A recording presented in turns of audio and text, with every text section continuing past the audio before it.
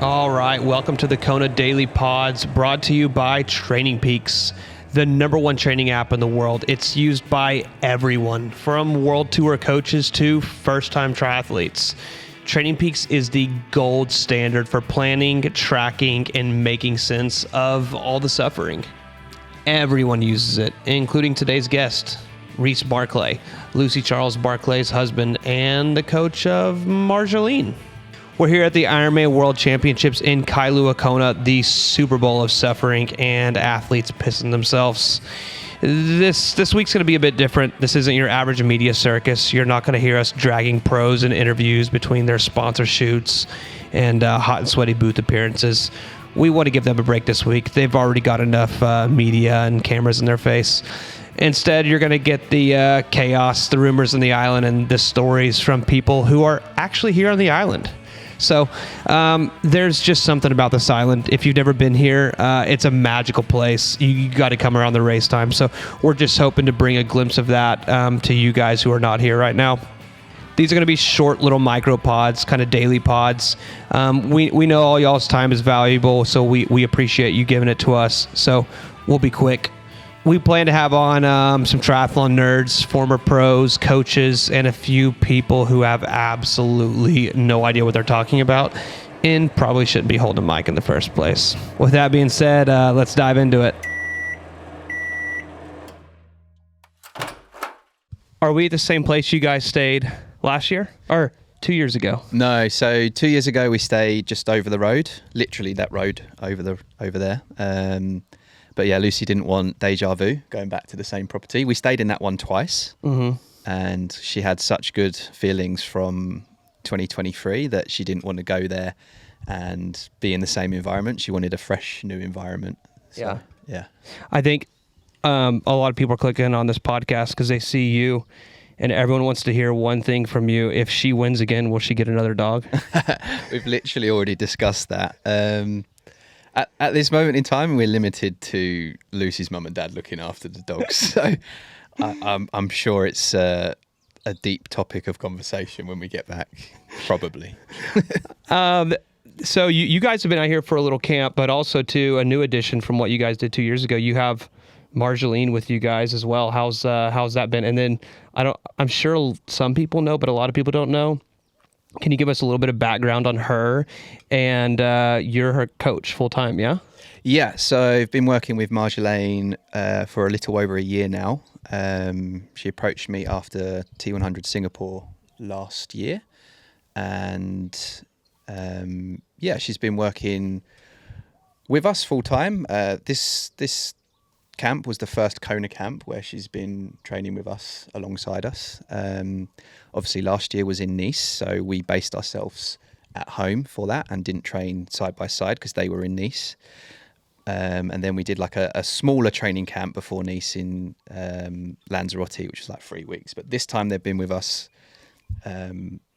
6, coming on for 7 weeks now. We've been together literally every single day. So yeah, it's been amazing. It's very rare for Lucy to have a training partner. Like normally she trains with me, or she hasn't really ever trained with anyone else. Not because she doesn't like training with other people, but she's very much likes to be on her own schedule, doesn't like committing to times and things like that. Whereas with Clement and Marjolaine, it's just been super plain sailing. Probably like the most fun I've seen Lucy had in a long time. And Marjolaine is just like obviously learning a lot from being with Lucy and having me there as well, particularly every single day when she's swimming or swimming with her. It's great to just see them both thriving. And also Clement as well has had his... Are you coaching him too? Yeah, he's had a difficult year. He's had injuries to contend with, which basically ended up meaning he needed surgery to correct them.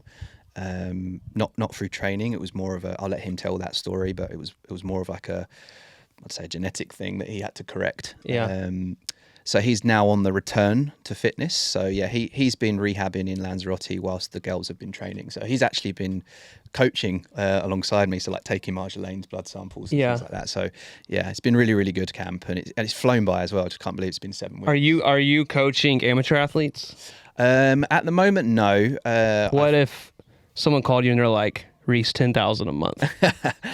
$20,000 a month, Reece. Well, I suppose everyone's got a price, haven't they? But At the moment, no, I can't. I just don't have the time. Yeah, I wish I did, but I coach Clement, Marjolaine, Jake, and obviously take a lot of time with Lucy as well. And I feel like every minute of every day I'm doing something coaching related. So to take someone else on would be a real stretch. But it's what I love. It's my passion. I did that before I did triathlon. So yeah.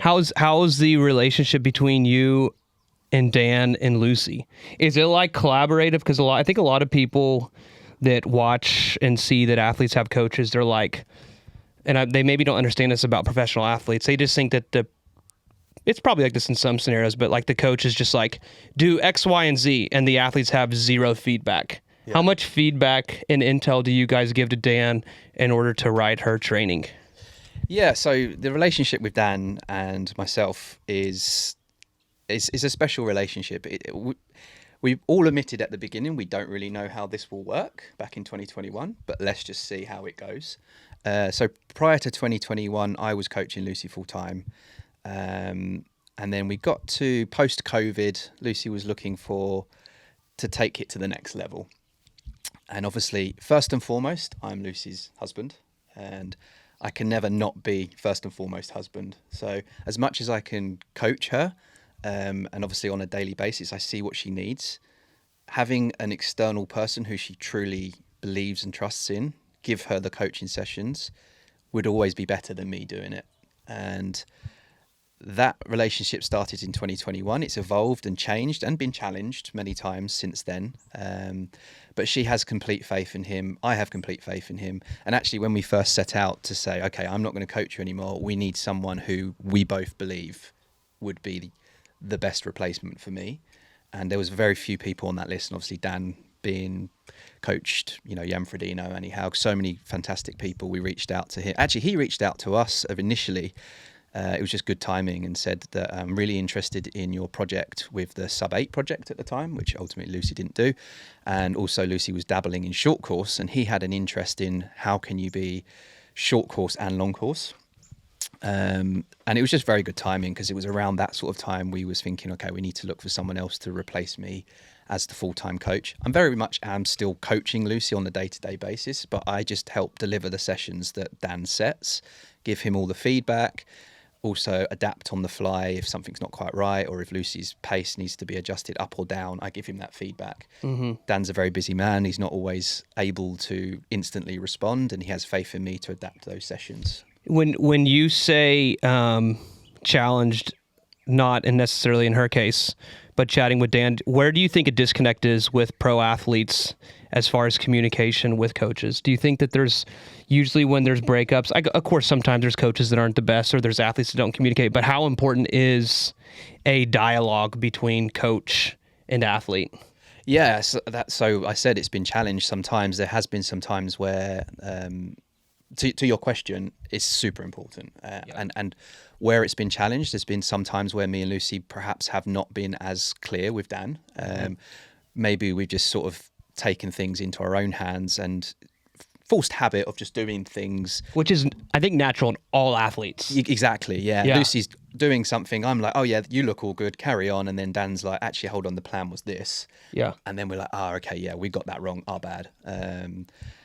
That is so good to have. For us, it's special to have a third person perspective on it, because like I said, I'm husband first. I'm in this with Lucy. I'm emotionally invested. I can't always be pragmatic and look at it from the lens of like scientific. I'm a husband and so invested. When she's upset, it makes me sad. First and foremost, I'm like, how do I make you feel better? Not, okay, we need to get you through this session or adapt the session. And yeah, sometimes leaning on Dan on that regard is really good. I guess for Dan, it's different to his other athletes, because he's almost like the third person that we go to. So Lucy will always initially go to me, and then I will feed back to Dan. So it's like a feedback loop, which has just worked really well so far. And as I say, we have complete trust in everything that he says, and he has trust that we give him the feedback that he needs to carry on being the coach that he is. Yeah, it's a good dynamic. I guess one thing is with working with Dan and yourself and Lucy, all three of you guys working together, how has your coaching changed while seeing Dan coach Lucy, and then how much does that translate over into Marjolaine now? Like, are they doing all their sessions together, or is there still like a little bit of a difference? Yeah. So to your first question, it's interesting. When we first started working with Dan, it was very reassuring to me, but remarkable how similar the sessions were that we were already doing that Dan set. So it was like we was expecting this great big change, and Dan's going to come in and we're going to be doing things that we've never done before. And actually it was very much the same of what we were already doing. Maybe perhaps a little bit more slowly paced and planned throughout the season than we were like previous. We was a bit gun-ho with like every race Lucy wants to try and turn up and smash, whereas now we've got the long-term approach of peaking at Kona, for example.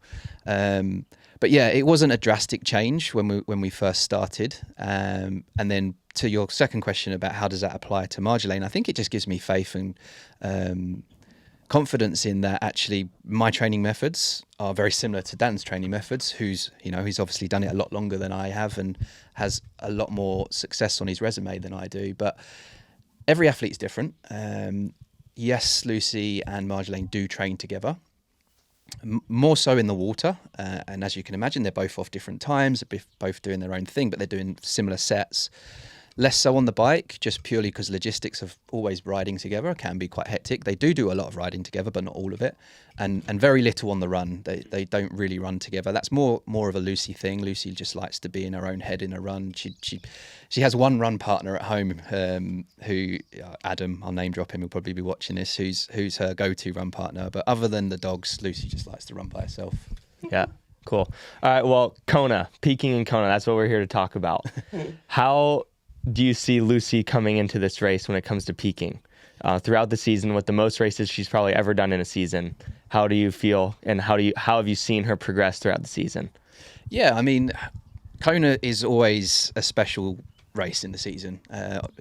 Lucy's raced T100 this year, and she obviously had to qualify for this race with IRONMAN Lanzarote and also qualify for Marbella with 70.3 Eagleman. But this has been penciled in as the A race of the season. And it has to be, because no one comes to Kona with this being the B race. And for Lucy, this is a special race. So in terms of planning for the season, it's been really difficult.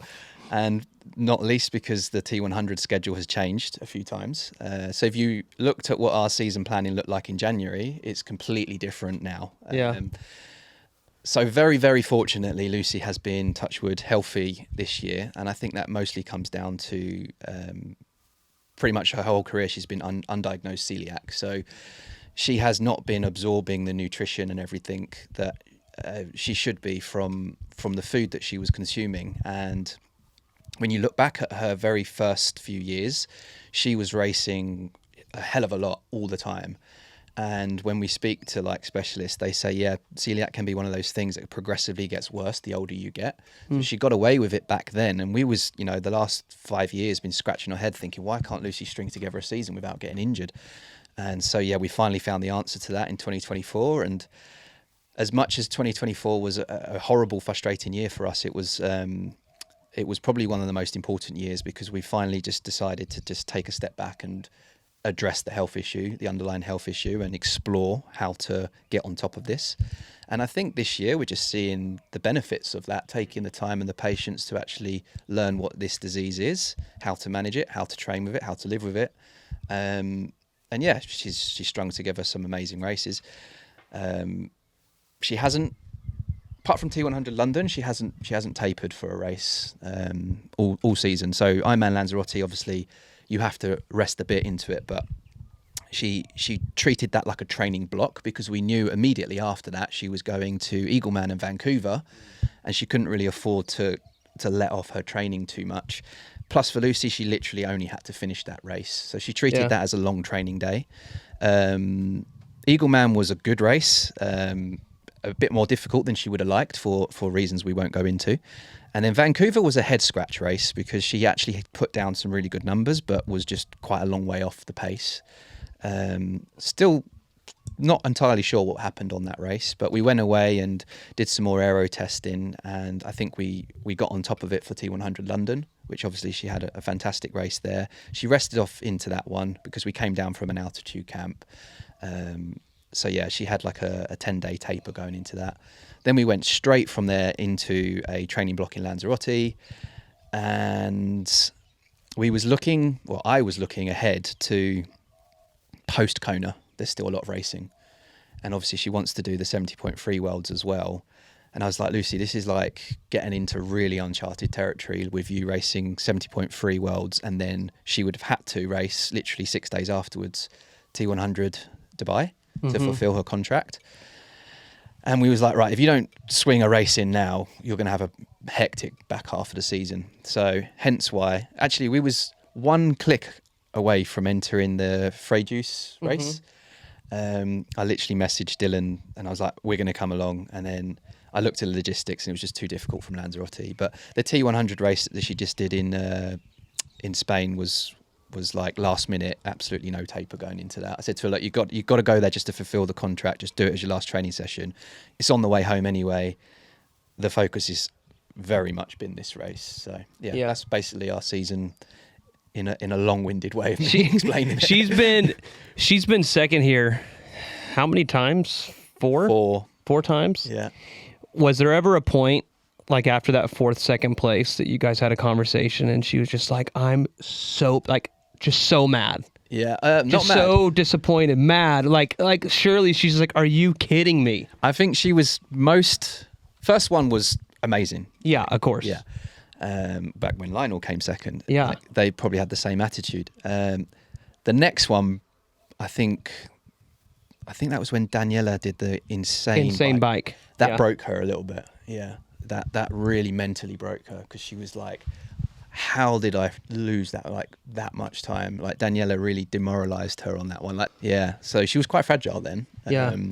But mostly because she poured everything into that, and the gap just closed so quickly. Like, from Harvey down to the airport, it was Daniela closed. Like, Daniela went quicker than everyone apart from Cam Worth. Yeah. 3 men. Yeah. So she spent the whole of that winter just replaying that moment over and over and over. Will she ever watch back the race or just replay it in her head? She would watch it back and replay it. And I think that this is now what you see. Lucy is someone who has gone through that apprenticeship of the Annie Haugs, the Daniela Reefs in their prime, and she's now racing the likes of Taylor Neeb, Kat Matthews, and all these other people that weren't around back then. But she's had so many fantastic battles with greatest of all times of this sport. Lucy's been through that era into this era. She's sort of like the bridging gap between the old guard and the new, which makes her mentally stronger. But yeah, it has definitely made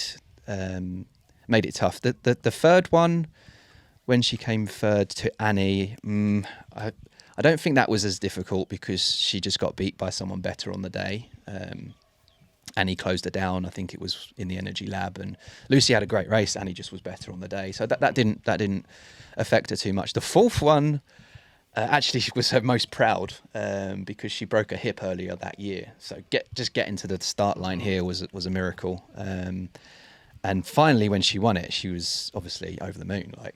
Speaking about winning, though, does Lucy feel like she's had a perfect race here? Because even with her win, it was not a perfect race. Yeah, no. So actually, we have. And I think some people know it, but not a lot of people don't know that. Yeah, well, so I think it might be well documented now, but she had a grade 4 tear in her calf by the end of that race. So she didn't start with a grade 4 tear. It must have been a grade 1 or something. It got progressively worse throughout the run. And yeah, I think so at mile 2, I saw her and she just looked at me and said, it's really bad. It's really, really bad. And I just said, keep putting one foot in front of the other. And then I saw you. Yeah. You picked me up on the moped and drove me out to the energy lab. And everyone was looking at me, and I had text going on my phone, she's going to win it, she's going to win it. You guys were like, oh, congratulations, man, this is amazing. I'm like... You were telling me, you were like, this isn't good. No, literally. By the time I got to the finish line, I think it was Joe Murphy was like calling Lucy Charles is going to win the IRONMAN World Championships. And I'm like, Guys, she hasn't even got down Polani yet. Her whole calf could go bang at any minute. Like, it was the most nerve-wracking day of my life. I'm on video as well with your dad interviewed me, I think. Oh no, your uncle's. Yeah, my uncle. Yeah, at the energy lab. Yeah, and I'm like a nervous, shaking wreck because I knew what was going on under the hood. But I can't remember what the question was. I think it was just, it wasn't a perfect race. No, She's no. yet to have a perfect race here. Yeah, so- and she still has the fastest time ever. Yeah. And we chatted with her earlier. I'll run the clip right now. But she said that she believes the entire podium will go faster than her course record here. Yeah, and I think, obviously conditions play a huge part in that. But if all conditions are the same, I think the swim, everyone's standards raised. Bike seems to be gone up another gear. Like I don't think they're necessarily going to ride like Daniela Rief's times. Like I think so. Lucy did a 4:34, and then Daniela Rief was 4:26. So still a huge chunk faster. But I think there'll just be a lot more people riding similar to Lucy's split when she won it. And then the run, who knows? On the run, there could be 5 or 6 people all under 250. So yeah, it's definitely going to be a quick day. The other thing though, like, so just to say the perfect day, we always joke and say, when are you going to have a Jan day? And that's a reference back to when Jan won it. I think it was the last time he won it. 2019. Yeah. And he just looked the most imperious I've ever seen anyone look on a race course. And Lucy's always said in training, like after that, I just want to have the Jan day. I just want to have that Jan moment where, and we always dream of it. Like, and people think she had it in 2023, but she didn't. She was going through a lot in that race. So hopefully she gets it, but who knows?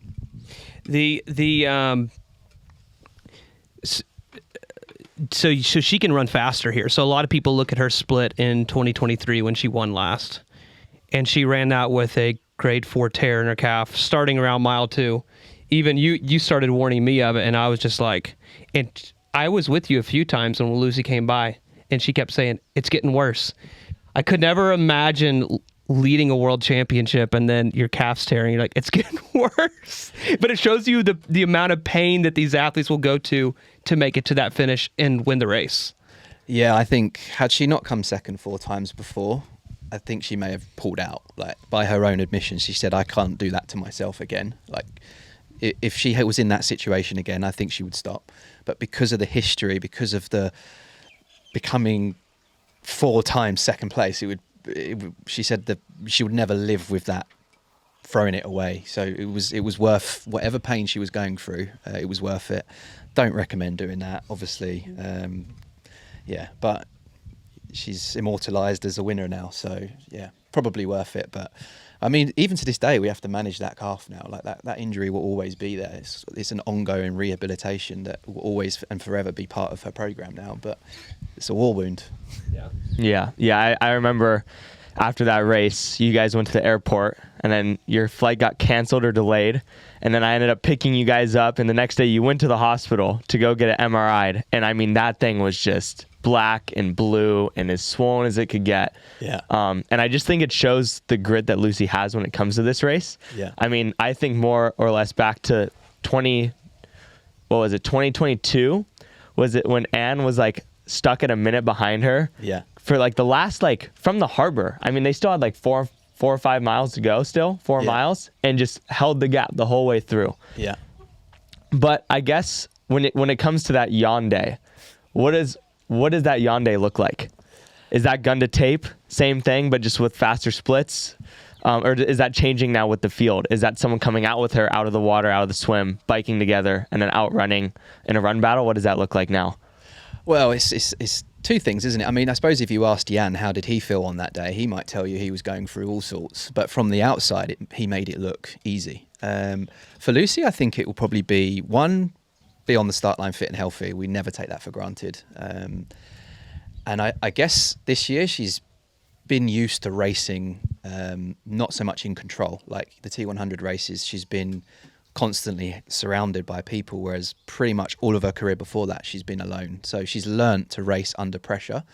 But I guess the Jan moment for Lucy will be feeling in control the whole race and executing her race to the best of her ability. And I truly think most athletes will be satisfied with whatever position they finish in if they know that they've finished to the absolute best of their ability. And like I said, back in 2022, she had a good race for where she was at, and it was okay that she got beaten because she just got beaten by someone better on the day. And if that happens next weekend, then so be it. But yeah, I don't think she'll be disappointed with having her best performance, having a Yan day, and then someone beating her. Do you ever go back and analyze her old data from this course? Yeah, we've got so much data now. Like you said it in one of the interviews earlier, we've been here for a decade now, including Lucy's age group racing here. And it's changed every year. You have to adapt and be better. So you have it all saved, like all of her data? Everything, yeah. Where? Do you keep it all like one place or something? So I have an Excel sheet. We have it on TrainingPeaks, which you can just scroll back in time and have a look. But I've got all of it saved on a spreadsheet, so I can reference back to, and not just the day. I've got like the 2 months leading in, all of her key workouts, and comparing. That's more for me. Lucy's not really interested in any of that. I just say to her, "Hey, look, you're doing better than this," and she'll just nod and go, "Okay, that's good." Whereas do you ever see it? Do you ever like on TrainingPeaks? I know like heat plays a factor, and a lot of the devices will have like temperatures and stuff. Do you ever go back and even see like the temperature, like what it was in hobby at this time, or like and stuff like that? Yeah, that's another good point. So I actually use that to see like, hey, right, how do we simulate that kind of environment? What temperatures do we actually need to be getting to? And unfortunately, obviously, in 2023 when she won, she trained all at home, so that was really important. I'd go back through all the historical data and say, okay, it's going to be 26 degrees at this point, blah blah blah. I have to then simulate that environment at home. Less so in this block because we've just been in Lanzarote and it's been boiling every day, so not so important this time around. But yeah, it is interesting to collect all of that. That's crazy. Let's get into the swims. I think this is really important, and I'm sure you and Lucy analyze all this and look at who will be a benefit in the swim, who will not be. When you look at this swim course, you guys have done this time and time again. Do you guys start to look at the swell ahead of time? Do you analyze this stuff? Where does she try to line up on a certain place, and does she look where her competitors line up? How do you guys go through that pre-race day? Yeah, I think the swell has been kind to us for the last however many times I can remember. We swam today, and I feel like the swell was a little bit higher than previously. Like when I raced here, it was dead flat. So it felt like today my usual reference points. I'm talking about the Haloa swim, by the way, in case you're wondering. Yeah, the practice training swim today. Yeah, so my usual reference points is obviously like the hotel, and on race day you have the big Gatorade endurance thing on the pier. Felt like today you couldn't really see those very well, so I think the swell was higher. For Lucy, I think obviously it's a dead easy course to sight. You've got buoys all the way along, you've got the turn boat, and then you turn back. So I don't think she'll be concentrating too much on sighting. I'd be surprised if she's worrying about who's with her as well on the swim. I think she normally just goes and doesn't look back. Like, can anyone swim with her in this field? I would imagine so. Yeah, I mean, it depends how hard Lucy decides to go out. Like, Lucy can have all the intents and purposes of taking things easy, but she's once the gun goes off, she's a racer. Like, we've had T100 races this year where I said just sit in and let Jess go and don't do all the work all the time, and it's always the plan, but it never happens. So yes, in theory there could be someone swimming with her, but it kind of depends on what Lucy wants to do on the day.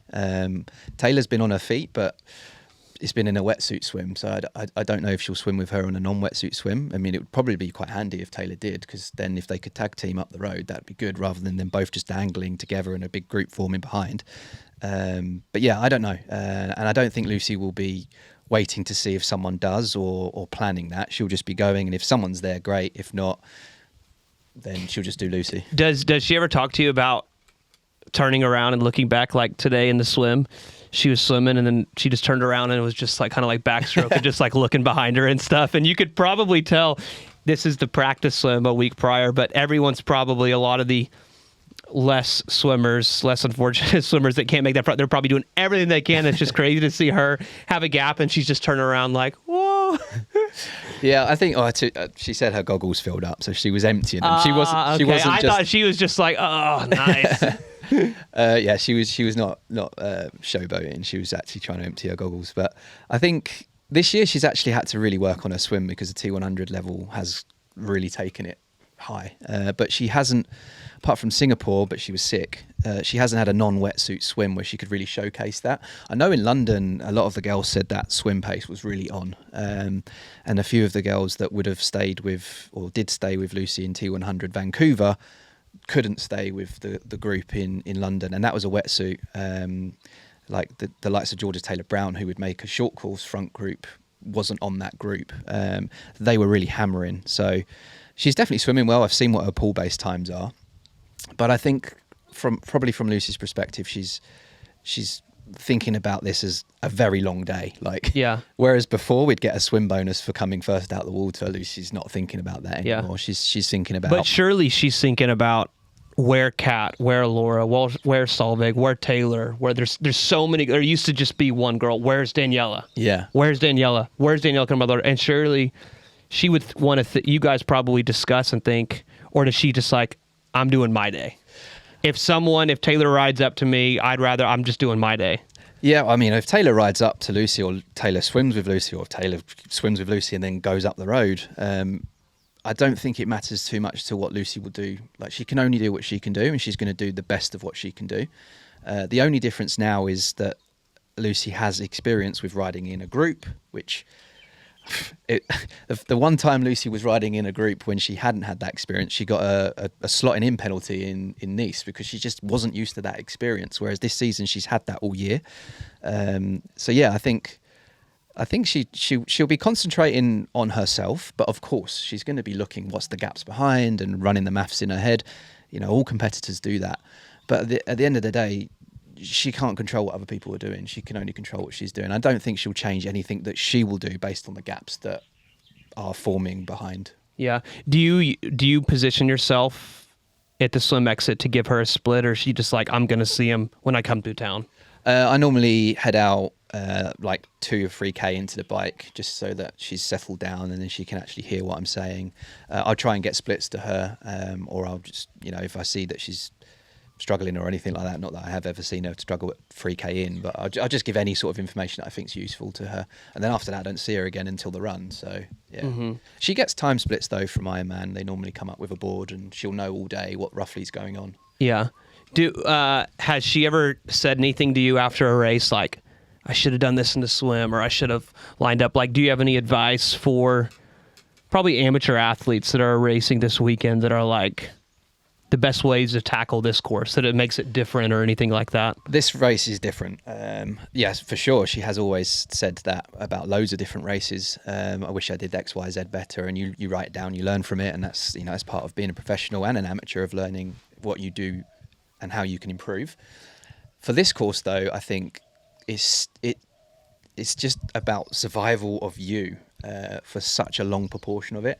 Like I say to Marjolaine and to Lucy, the real race doesn't really start until halfway through the run. Like, you can cook yourself on that Queen K going too hard, and likewise in the swim you can try and make a group that you perhaps a little bit strained to make, and all you know, like 2 hours into the ride you've got no energy. So you have to be extremely respectful of this island, I think, and its harsh conditions. So it's about you until halfway through that run, where you can then start to question and think about positions. Yeah, nice.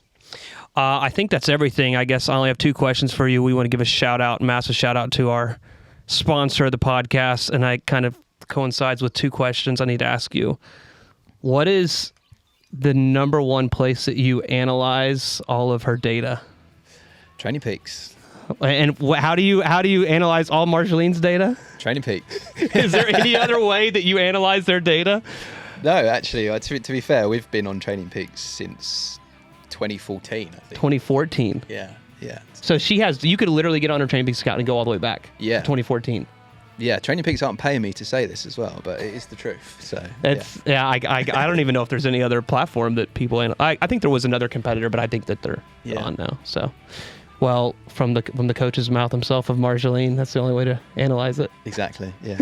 TrainingPeaks. Sign up now. Nice. Thanks for coming on. Thank you.